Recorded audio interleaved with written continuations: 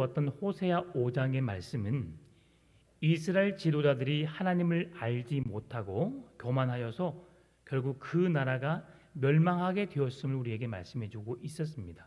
그리고 오늘 본문의 6장의 말씀은 모든 이스라엘 백성들이 힘써 여호와를 알 것을 말씀해 주고 있습니다. 하나님께서 신실하심에 근거하여서 이스라엘 백성들의 회개를 촉구하고 있는데요. 이스라엘의 지도자들과 백성들의 죄악이 너무 크기에 그 죄악을 용서할 수 없을 만큼의 어리석은 삶을 살고 있는 그들에게 회개를 촉구하고 있는 것이 오늘 본문의 말씀입니다. 누구든지 사람은 실수할 수 있습니다. 누구든지 사람은 죄를 범할 수 있지요. 그러나 그 잘못을 인정하고 죄를 인정하고 하나님 앞에 나아가 회개할 수 있다는 것, 그것은 죄를 짓는 것보다 더 중요하다고 말할 수 있습니다. 죄를 짓고 잘못하고 우리가 바르게 살지 못하는 것은 누구나 살 수 있지만, 그러나 그 삶으로부터 돌이키기 위해서 회개하고 용서하고 그 자리로부터 돌이키려고 노력한다는 것, 그보다 중요한 것은 없는 것 같습니다. 오늘 본문의 4절과 6절 말씀 보게 되면 너희의 인애가 쉬 없어진다. 너희 인애가 성실하지 못하고 충분하지 않다. 하나님께서는 인애를 원하고 제사를 원하지 않고 번제보다 하나님을 아는 것을 원한다라고 말합니다. 하나님이 왜 제사를 싫어할까요? 우리가 계속해서 출애굽기 말씀을 묵상하고 있는데 하나님께서 이스라엘 백성들을 만나 주실 장소로 성막을 지으라고 말씀하셨습니다. 죄로 인해서 하나님 앞에 나갈 수 없는 이스라엘 백성들에게 성막을 지어서 내가 너희를 만날 그 장소 성막을 지어서 내가 너희들과 만나겠다, 너희들과 함께하겠다, 너희들을 지키고 보호하시는 하나님이 되시겠다고 말씀하시면서 그 백성들에게 성막을 지으라고 말씀하신 하나님께서 왜 오늘 본문의 말씀 속에서 너희들에게 제사를 원하지 않는다라고 말했을까요? 여기에는 매우 깊은 의미가 있습니다. 지금 이스라엘 백성들의 현 상태가 어떠한지를 우리에게 말씀해 주고 있는데요.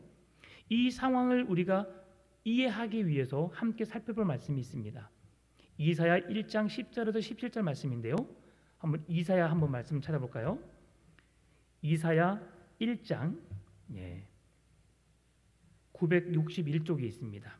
10절에서 17절 말씀을 제가 읽어드리겠습니다.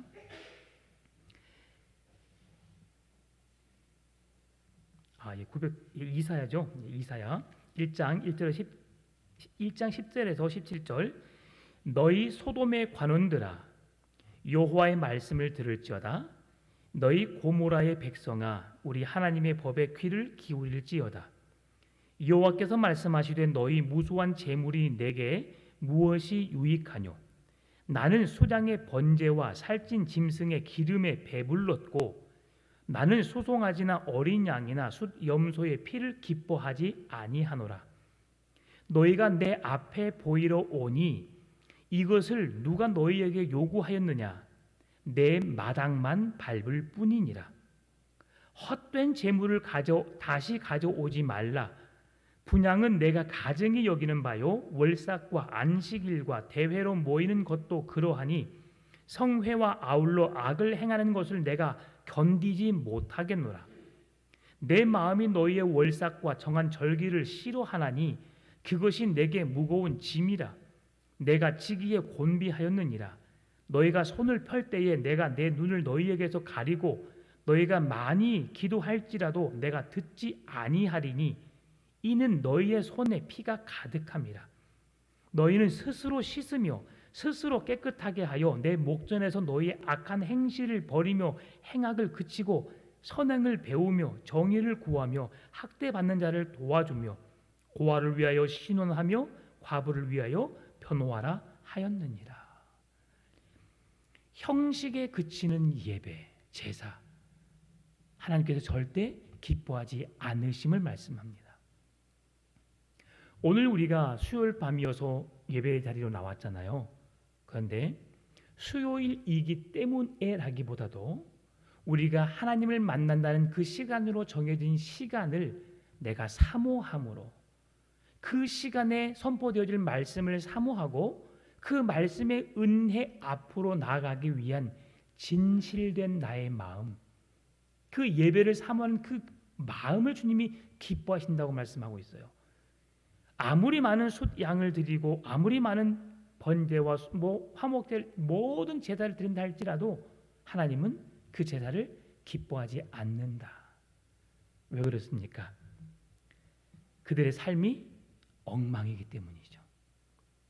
예배를 드리러 나온다고 말을 하고 내가 하나님을 믿는다고 말하고 그리스도인이라고 말을 하지만 내 삶은 그 이름에 전혀 어울리지 않는 삶을 살고 있기 때문에 하나님이 기뻐하지 않는다고 말씀하고 있는 겁니다. 아모스 5장 21절, 22절, 23절, 24절 말씀 보면 내가 너희 절기들을 미워하여 멸시하며 너희 성회들을 기뻐하지 아니하나니 너희가 내게 번제나 소제를 드릴지라도 내가 받지 아니할 것이요 너희의 살진 희생 화목제도 내가 돌아보지 아니하리라.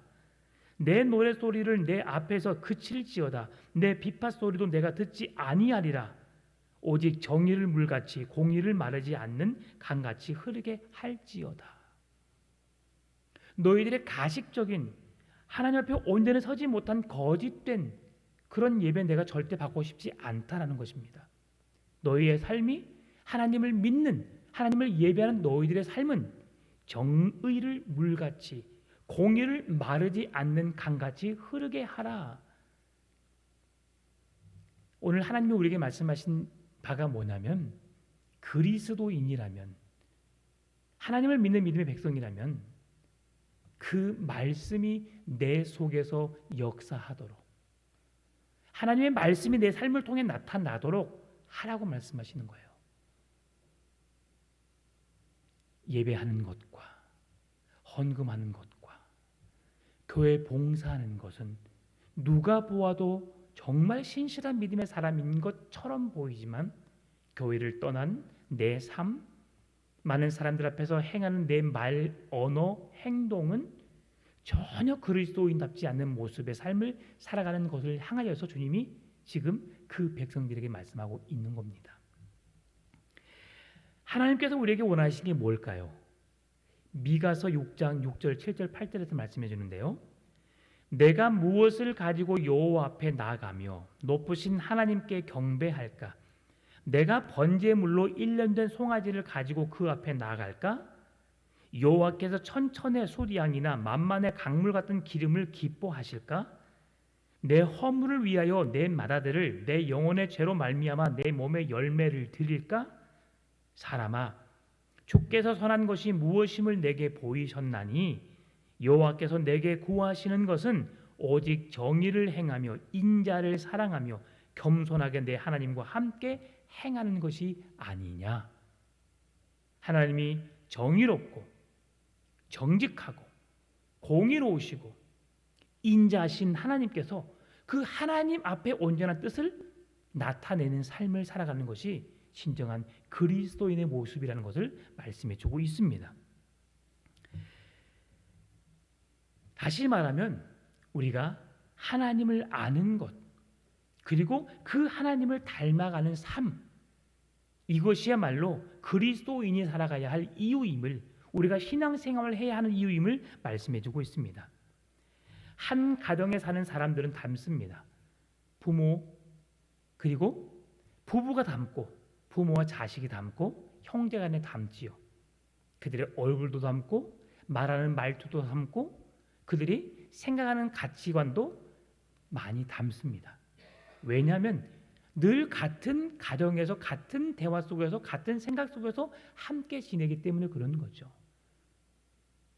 그리스도 안에서 한 교회 공동체를 이루고 있는 우리 교회 안에서도 우리는 같은 생각, 같은 마음, 같은 뜻, 같은 열매를 지향해 나가야 합니다. 왜냐하면 우리가 믿는 하나님은 한 분이시요 하나님이 교회에 말씀하신 진리는 하나이기 때문이죠.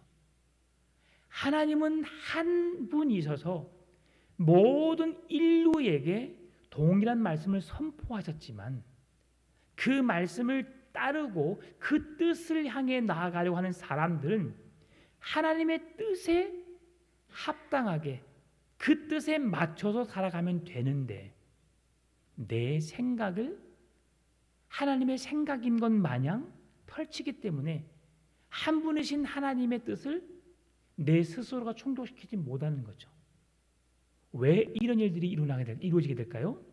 하나님을 제대로 알지 못하기 때문입니다. 하나님이 어떤 분인지 알지 못하기 때문에 그 하나님께 맞출 수 없는 거예요. 내 남편이, 내 아내가 어떤 사람인지를 알면 여러분 그 사람을 맞출 수 있습니다. 내 아내가 김치찌개를 좋아해요. 그러면 맛있는 김치찌개를 하는 집에 데려가면 아내의 마음을 흡족하게 해줄 수 있습니다. 내 남편이 소고기를 좋아하면 소고기를 함께 먹어주면 되는 거예요. 우리가 누군가를 알 때에 그 사람의 알므로 인해서 그 사람의 뜻을, 그 사람의 마음을 우리가 이해할 수 있는 것처럼 우리가 믿는 하나님에 대해서 우리가 그 하나님의 뜻을 쫓고 그 하나님의 뜻을 따를 수 있는 온전한 믿음의 삶을 살아야 한다고 말씀해 주는 겁니다. 그래서 오늘 본문의 1절 말씀 보면 오라 우리가 여호와께로 돌아가자. 여호와께서 우리를 찢으셨으나 도로 낮게 하실 것이요 우리를 치셨으나 싸매어 주실 것임이니라라고 말씀합니다. 지금 누가 말씀하고 있습니까? 호세아 선지자가 이스라엘 백성들에게 말씀하고 있는 겁니다. 지금 이스라엘 백성들에게서 본 것이 무엇입니까? 가정의 불륜과 비극을 본 것이죠. 누구? 호세아의 가정에. 호세아의 아내 고멜이 지금 도저히 고칠 수 없는, 바람이 나서 회복될 수 없는 상황임을 말씀해 주고 있습니다. 그래서 그 고멜이 어떻게 되었습니까? 그가 노예로 팔려가서 자유가 없는 인생을 살게 되었잖아요. 오늘 하나님은 이 고멜을 통해서 우리에게 무엇인가를 보여주길 원하시는데요. 그것은 이스라엘 백성들이 고멜과 같이 죄인이 될 것이다. 그들에게 팔려가서 노예 생활을 하게 될 것이라고 말씀하고 있습니다. 왜 그렇습니까? 하나님을 알지 못하기 때문에, 하나님의 그 놀라운 품에, 그 사랑 안에 거하지 않기 때문에 그럼을 말씀해주고 있는 거예요. 여호와께로 돌아간다는 것은 무엇을 말씀하고 있을까요? 그것은 우리의 마음의 상태를 바꾸는 것을 말합니다. 어떻게 내 마음을 바꿀 수 있을까요? 내가 주장하고 내가 말하고 내가 뜻을 내세우는 것이 아니고 그 뜻을 하나님의 뜻으로 바꾸는 것이 하나님께로 돌아가는 것입니다. 내 생각, 내 자존심, 내 모든 것을 다 내려놓고 하나님의 뜻을 따라 하나님의 기뻐하신 그 일들을 감당해내기 위해서 내 몸과 내 발걸음과 내 생각과 내 모든 것을 주님께로 향해 나아간다고 하는 겁니다. 이것이 바로 여호와께로 돌아가는 것이죠.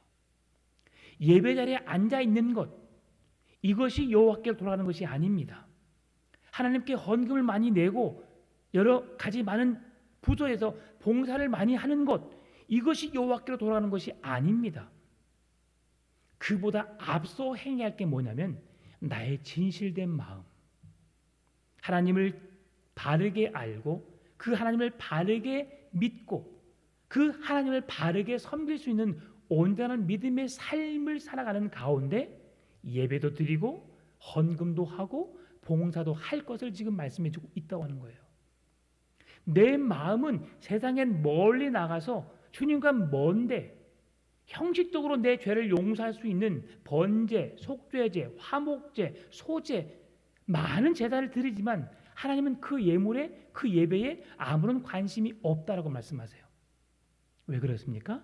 내 마음 중심이 하나님을 향하고 있지 않기 때문에, 주님의 뜻을 바르게 깨달아 알지 못하기 때문에 하나님은 그 예배를 받고 싶지 않다는 거예요. 오라라고 하는 것은 무슨 말씀입니까? 내가 가던 방향에서, 내가 가던 방향에 주님을 향하고 주님의 뜻을 이루는 길이라면 그 길로 나아갈 것을 말씀합니다. 그 길은 주님이 원하시는, 주님이 오라 하신 그 길일 것입니다. 그러나 만약 내가 가고 있는 그 길이 잘못된 길이고 믿음의 길, 말씀의 길을 벗어난 길이라고 한다면 우리는 그 길로부터 돌이켜서 주님이 원하시는 길로 가야 한다는 것이죠. 그것이 바로 오라라고 하는 주님의 음성에, 주의 말씀에 합당한 삶을 살아가는 것입니다. 이 오라고 하는 말씀을 우리가 생각해 볼 때 탕자에 대한 비유를 우리가 들을 수 있어요. 탕자는 매우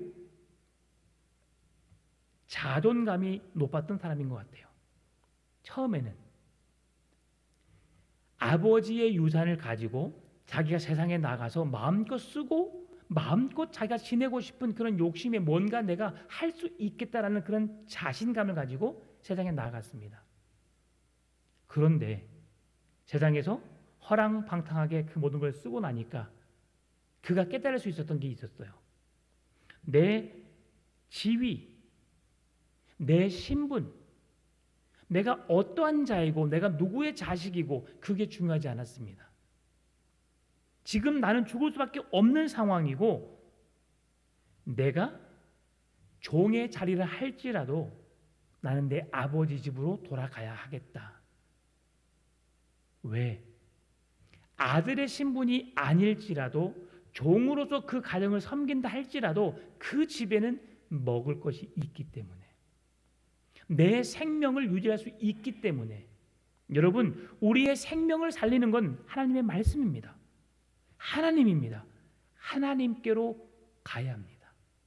여호와께로 돌아가야 하는 거죠. 그럴 때 우리가 살 수 있습니다. 우리에게 소망이 있는 것입니다. 오늘 본문의 2절의 말씀 보면 여호와께서 이틀 후에 우리를 살리시며 셋째 날에 우리를 일으키시리니 우리가 그의 앞에서 살리라. 셋째 날에 우리를 일으키신다라고 하는 말씀은 우리에게 구원을 허락하신다는 말씀입니다. 우리가 그의 앞에서 살리라. 이것은 하나님 앞에서 살아야 함을 말씀해 주는 겁니다. 3절의 말씀, 그러므로 우리가 여호와를 알자. 힘써 여호와를 알자. 그의 나타나심은 새벽빛 같이 어김없나니 비와 같이 땅을 적시는 늦은 비와 같이 우리에게 임하시리라 하니라. 여호와께로 돌아가자. 그래서 여호와 하나님을 알자. 어떻게? 힘써 여호와를 알자. 하나님을 아는 것만이 우리가 죄와 사망에서 깊은 수렁에서 우리가 건짐을 받을 수 있다고 하는 것을 말씀해 주는 겁니다. 지금 우리가 그 영광의 자리에서 쫓겨났고 가장 비참한 자리에 있지만 하나님 앞에서 영원히 살게 된다면 이제 우리는 더 이상 세상 길로 나아가지 않아야 함을 말씀해 주는 겁니다. 여호와를 알자, 힘써 알자. 이것은 하나님을 아는 것을, 하나님을 더 깊이 알아갈 것을, 하나님에 대해서 더 많이 알아야 할 것을 말씀해 주고 있는 겁니다. 하나님을 알기 위해서는 우리가 무엇을 해야 될까요? 하나님 말씀을 묵상해야 되죠. 하나님 말씀을 날마다 상고해야 합니다. 우리가 하나님을 알 수 있는 방법은 66권 성경 외에는 하나님을 알 수 있는 방법이 없어요. 목사도 말씀을 통해서 하나님을 알아가고 말씀을 통해서 하나님을 알 수 있도록 말씀을 전하는 자이고요. 여러분들도 성경을 통해서만 하나님을 알 수 있습니다. 인터넷이나 TV나 라디오나 언제든지 우리가 들을 수 있는 하나님 말씀도 그 모든 기준이 되는 것은 신구약 성경 하나님의 말씀이라고 하는 겁니다. 그래서 우리 풍암 전원교회가 추구하는 게 뭐냐면 말씀 앞으로 돌아가는 겁니다. 말씀 앞으로.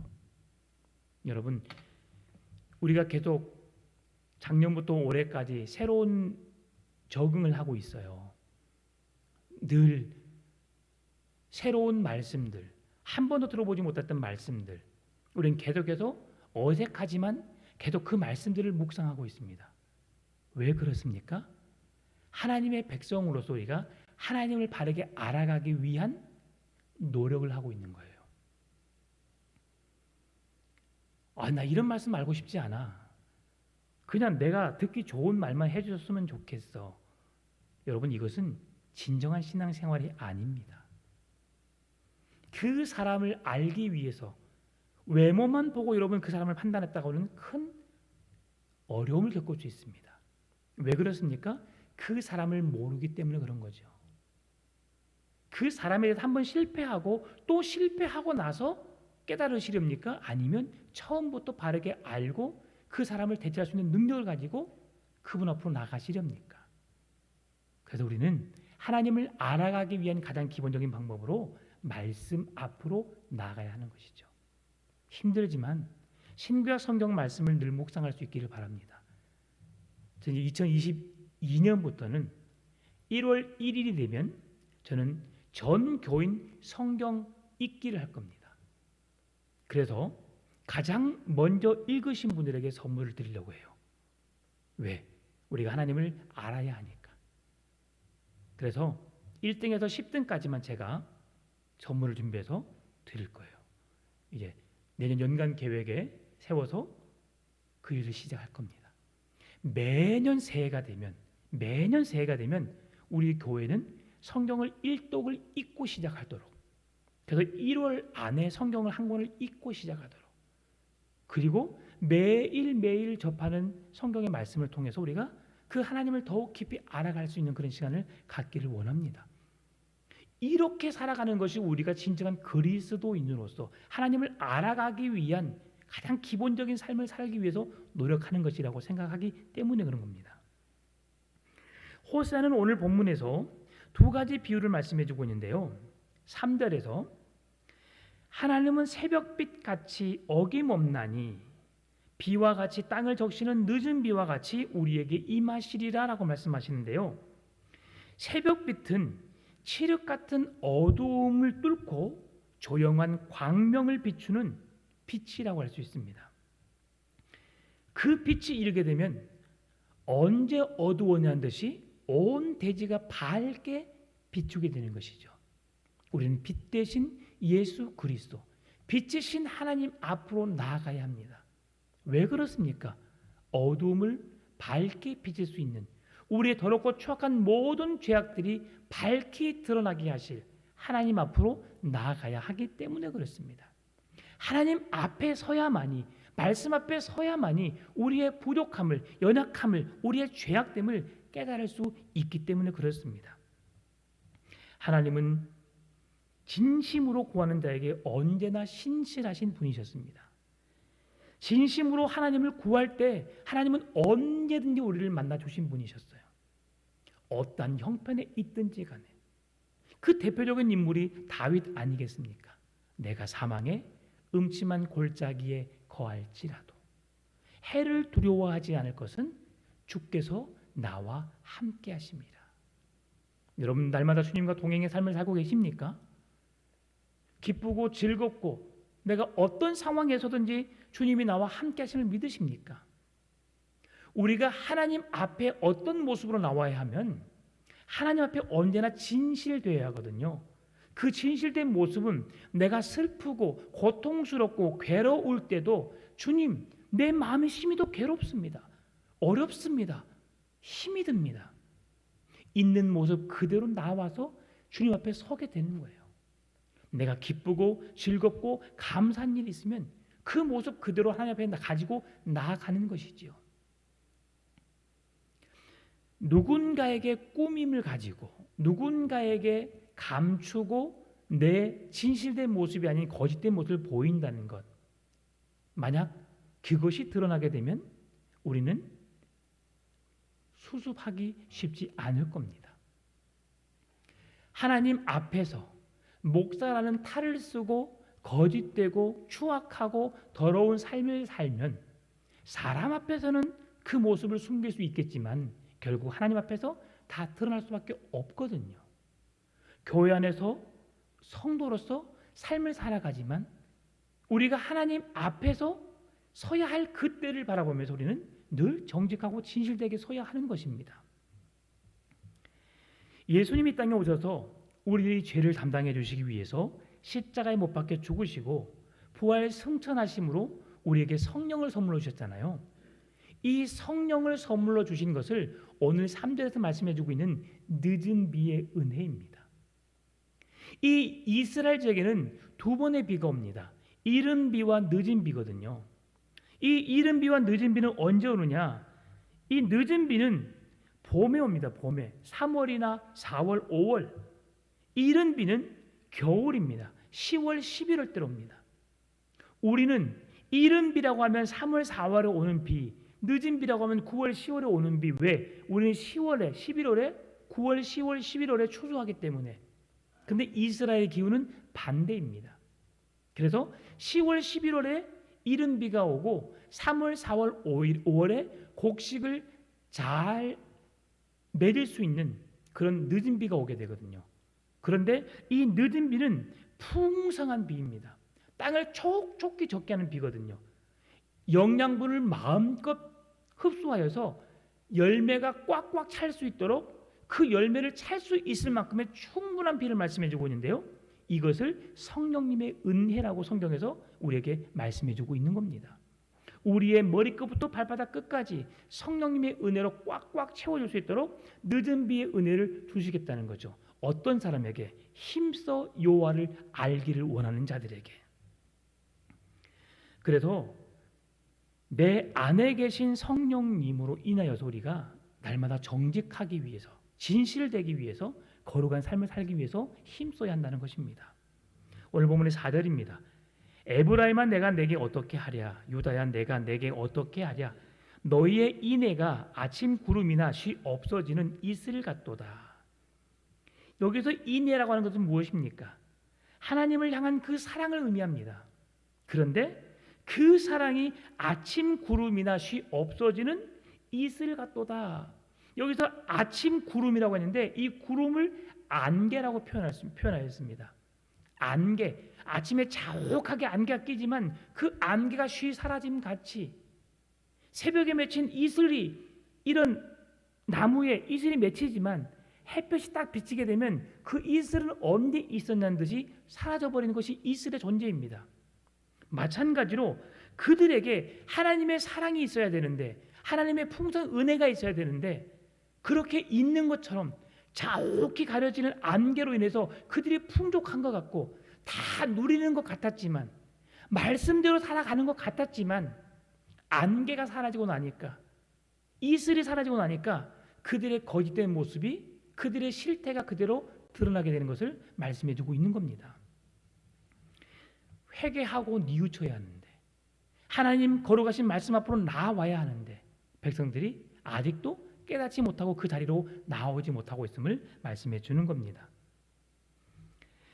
6절의 말씀, 나는 인애를 원하고 제사를 원하지 아니하며 번제보다 하나님을 아는 것을 원하노라. 처음에 제사를 말씀드렸어요. 이사야서, 아모스, 여러 가지 말씀을 제가 말씀드리면서 하나님이 왜 제사를 기뻐하지 않으실까? 그들이 하나님의 능력을 믿지 않기 때문이죠.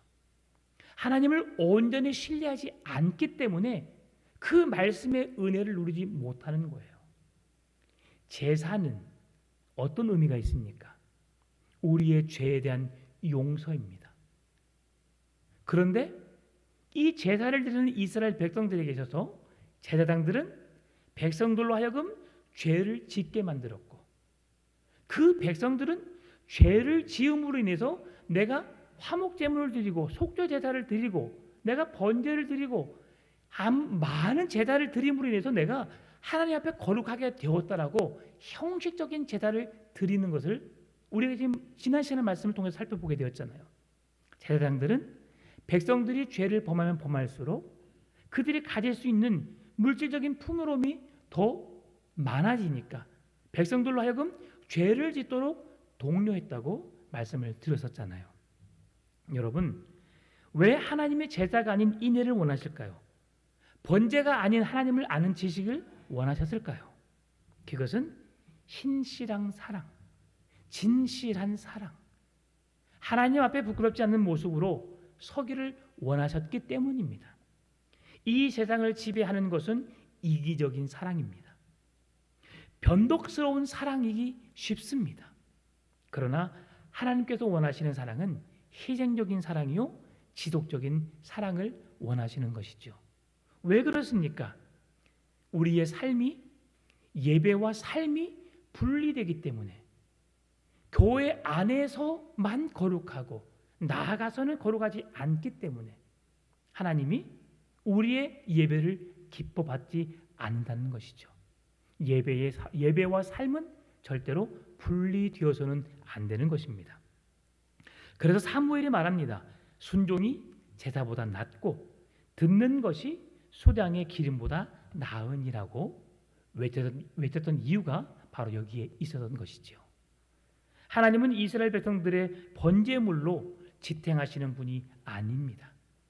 하나님은 물질이 없어서 여러분들의 물질을 원하시는 분이 아니십니다. 하나님은 온 우주 만물을 창조하신 온 우주 만물의 주인 되신 분이 하나님이시죠. 그래서 우리의 예물을 통해서 하나님이 그것으로 기뻐하고 그것으로 만족하고 그것으로 즐거울 분이 아니시라는 거죠. 우리의 진실된 믿음으로 하나님이 나의 주인 되심을, 나의 구원자 되심을, 나의 하나님 되심을 고백하는 진실된 믿음으로 그분을 사랑하는 진실된 믿음을 주님이 원하신다는 거예요. 그래서 제사도 원하시고 예물도 원하시고 헌신도 원하시지만 그보다 앞서서 진실된 내 마음, 하나님 앞에 부끄럽지 않은, 거짓되지 않는 나의 모습을 주님이 원하신다는 겁니다. 예배는 생활의 열매를 그대로 가지고 하나님 앞으로 나아가는 것입니다. 부족하면 부족한 대로 내 모습 이대로 주 받으시옵소서. 이것이 우리의 신앙의 삶이 되어야 되고 하나님 앞에서의 진실된 고백이 되어야 하는 것이죠. 삶의 열매가 없는 예배는 우리 자신을 속이는 것밖에 되지 않습니다. 예배를 드렸기 때문에 새 힘이 생길 것 같은데 그렇지 않습니다. 왜요? 진실되지 않으니까. 오늘 본문의 7절입니다. 그들은 아담처럼 언약을 어기고 거기에서 나를 반역하였느니라. 7절에서 처음으로 아담이 하나님의 언약을 깨뜨렸다는 말이 나옵니다. 창세기에는 아담이 하나님과 언약을 맺었다는 말씀이 없습니다. 하나님과 아담과 맺은 것이 언약이었음에도 불구하고 거기에서 언약이라고 하는 베리트라는 단어를 사용하지 않습니다. 그런데 하나님이 아담과 맺으신 것은 반드시 그 분명하게 언약이었습니다. 그 약속을 서로 맺으신 것이죠. 동산 중앙에 있는 열매를 따먹지 말라.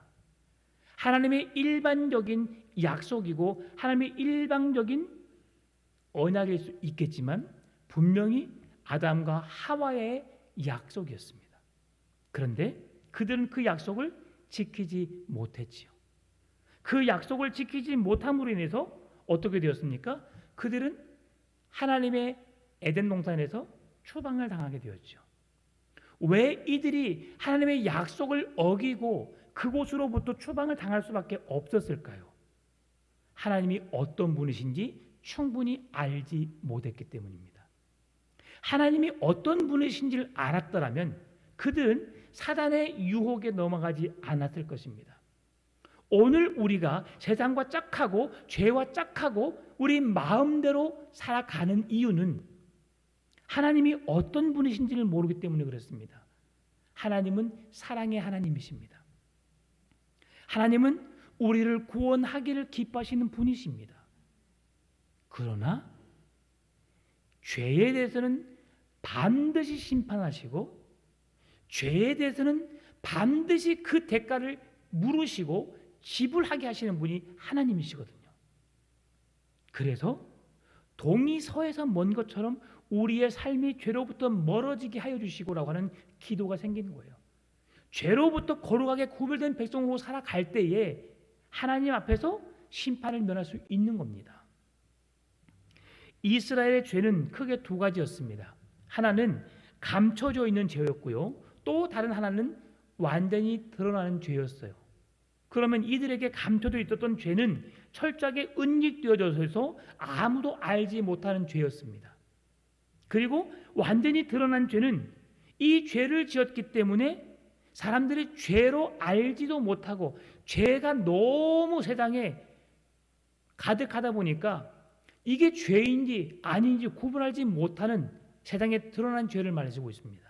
그러면 숨겨진 죄는 누구의 죄를 말할까요? 숨겨진 죄는 제사장들의 죄를 말합니다. 드러난 죄는 일반 백성들의 죄를 말합니다. 일반 백성들의 죄는 세상을 사랑하고 말씀 앞에 서지 않고 정욕적이고 음욕을 품고 하나님의 성전 안에서도 성행위가 이루어지면서 더럽고 추악한 삶이 버젓이 드러나는 악을 행하는 것이 이스라엘 백성들의 모습이었습니다. 그런데 제사장들의 죄는 드러나지 않지만 백성들에게 죄를 부추기고 그로 인하여서 부당한 물질을 얻어서 하나님을 속이고 사람을 속이는 죄를 범하고 있음을 하나님이 지적하고 있는 겁니다. 요단강 서편에 있는 세겜도 마찬가지였습니다. 요단강 동편에 있는 길앗도 마찬가지였습니다. 오늘 8절과 9절 길르앗은 악을 행하는 자의 고울이라 피 발자국으로 가득 찼도다. 강도 때가 사람을 기다림같이 제사장의 무리가 세겜 길에서 살인하니 그들이 사악을 행하였느니라. 제사장들의 죄악이 길르앗에서 지적되고 있는데요. 부지 중에 살인한 자들을 보호하기 위해서 도피성이 있는데 그 주변에 제사장들이 레위인들이 살았습니다. 그리고 요단 서편에 있는 세겜도 마찬가지입니다. 억울한 죽음을 방지하기 위해서 마련된 도성에 거듭되는 내란으로 말미암아서 죽음의 장소가 되었는데요. 하나님 앞에 경건한 예배를 인도해야 할 제사장들이 종교를 빙자한 치부를 일삼고 살인과 권모술수의 눈이 어두워서 죄를 범하고 있는데 백성들은 제사장이 당연히 의뢰히 그 일을 행하는 것처럼 생각했던 겁니다. 그래서 제사장 스스로가 죄를 짓고 있지만 세상에 드러내지 않고 있기 때문에 그것이 죄인지를 사람들이 모르는 거예요. 그런데 하나님 앞에서는 그것이 죄인 줄을 알게 되고 백성들은 버젓이 세상 안에서 그런 죄악을 행하기 때문에 온 세상에 드러난 죄이기 때문에 숨길 수가 없는 거죠. 그러나 그 당시 백성들은 그 누구도 제사장들을 의심하지 않았습니다. 여기서 말하는 도피성은 무엇을 말하냐면 예수 그리스도를 상징합니다. 그 성 안으로 도망한 사람은 대제사장이 살아있는 동안에 생명을 그곳에서 유지할 수가 있었던 거예요. 그리고 그 새에 자기가 잘못을 저질러서 도피성에 있었을 때에 대제사장이 죽음을 맞이하게 되면 자기의 모든 죄가 없어집니다. 이 말씀은 무슨 말씀입니까? 예수 그리스도 안에 있으면 그 모든 죄가 용서받고 회복된다는 것을 말씀해주고 있는 겁니다. 제사장들의 죄악은 너무나 숨겨왔기에 더 이상 치유가 불가능함을 말씀해줍니다. 너무나 교묘하게 위장되었고 무서운 죄악을 행하였음을 말씀해주는 겁니다. 썩을 대로 썩은 권력은 더 이상 치유할 수 없음을 우리에게 말씀해주고 있는 겁니다. 제사장들의 직임이 무엇이지요? 백성들로 하여금 예배를 드리게 하는 것, 하나님을 섬기게 하는 것, 바른 길로 가는 것, 말씀의 길을 따라 살아가게 하는 것, 하나님 앞으로 바르게 서게 하는 것. 제사장들이 해야 할 일임에도 불구하고 제사장들은 돈을 사랑하여서 백성들의 죄를 묵인하고 하나님 앞에 온전히 서지 못하도록 하는 죄를 저질렀음에도 불구하고 백성들은 깨닫지 못했다고 하는 것이죠. 그러나 하나님은 다 아십니다. 그래서 여러분, 오늘을 살아가는 여러분의 삶 속에 항상 이 말씀을 드립니다. 호람되오, 하나님 앞에서 우리의 더럽고 추악한 죄악이 하나님 앞에서 밝히 드러날 수밖에 없다는 사실을 인정하시고 하나님 앞에서 거룩하고 진실되게 성실하게 정직하게 살아가는 여러분의 삶이 되었으면 좋겠습니다. 10절의 말씀 보게 되면 내가 이스라엘 집에서 가증한 일을 보았나니 거기서 에브라임은 음행하였고 이스라엘은 더럽혀졌느니라. 이스라엘의 집이라고 하는 이 말은 이스라엘 사람들이 하나님께 예배하는 성전을 말합니다. 이들의 예배 중에는 풍년을 기원하는 성행위가 있었습니다. 누구나 성행위를 하고 있었기 때문에 죄라고 생각하지 않았던 거죠. 성행위를 하지 않는 사람이 오히려 이상할 정도로 그렇게 타락하였습니다. 음행과 우상 숭배와 살인과 폭력, 모든 악한 죄악들이 북이스라엘에 가득했어요. 근데 북이스라엘만 그렇게 됐습니까? 아닙니다. 남유다에게도 그런 죄악이 그대로 이어졌음을 말씀해 주고 있는 겁니다. 그래서 하나님께서 그들을 토해 내칠 정도로 그들의 죄악이 그 땅 가운데 관영했음을 말씀해 주는 겁니다. 제사를 드리러 오는 자들이 제물을 탈취하고 성전에 수종드는 여인들을 더럽히는 악행을 실로에서 회파되고 말았으며 하나님의 언약궤는 이방인들의 탈취당하는 비극을 맞이하게 되는 결과가 되었던 것이 이들의 악행으로 인하여서 이루어졌음을 말씀해 주는 겁니다. 그래서 하나님 뭐라고 말씀하십니까? 오늘 본문의 11절, 또한 유다여 내가 내 백성의 사로잡힘을 돌이킬 때에 내게도 추수할 일을 정하였느니라. 이제 곧 이스라엘이 포로로 붙잡혀가게 될 건데 그 다음은 너 유다가 동일하게 이스라엘 백성들처럼 어려움을 당할 수밖에 없겠다는 것을 말씀해 주는 겁니다. 왜 그렇습니까? 그들이 동일하게 죄에 물들어가고 있기 때문에 그렇습니다. 이스라엘이 망하는 것은 제사장은 돈으로 생명을 바꾼 것이었고 일반 백성들은 간음을 행한 이유로 인해서 그들이 하나님 앞에 죄를 범하게 되었고 아수르에 의해서 바벨론의 포로로 붙잡혀갈 수밖에 없었던 것을 말씀해 주는 겁니다. 우리는 이러한 죄악들을 절대로 따라해서는 안 되는 거죠. 우리에게 진정 필요한 것이 무엇일까요?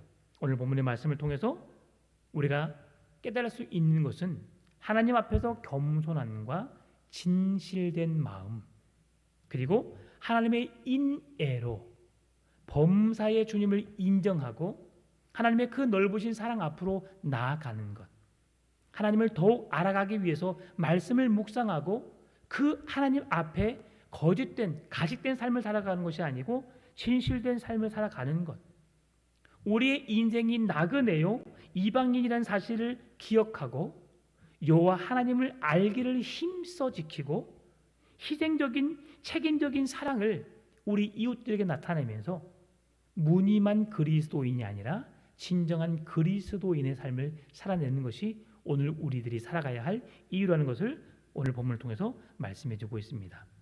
있는 모습 그대로 주님이 받으실 수 있을 만한 그런 온전한 믿음으로 하루하루를 살아갈 수 있기를 바랍니다. 힘써 여호와를 알아갑시다. 하나님을 알 때에 우리는 죄로부터 구별된 거룩한 백성의 삶을 살게 되는 것입니다. 하나님을 두려워하십시다. 또한 하나님의 그 넓으신 사랑의 품으로 나아가십시다.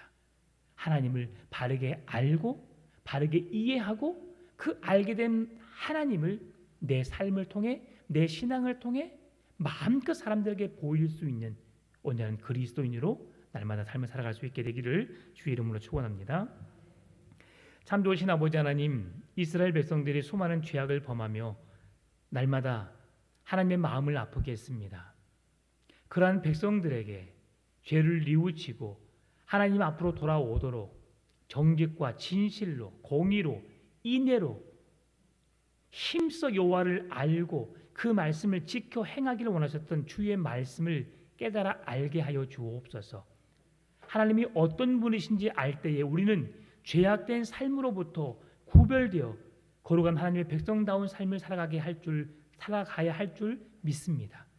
우리의 삶이 거룩하고 구별된 하나님의 온전한 백성으로 서가게 하여 주시고 하나님의 영광을 드러낼 수 있는 온전한 그리스도인의 삶을 살 수 있도록 인도하여 주옵소서. 감사합니다. 살아계신 예수님의 이름으로 기도드립니다. 아멘.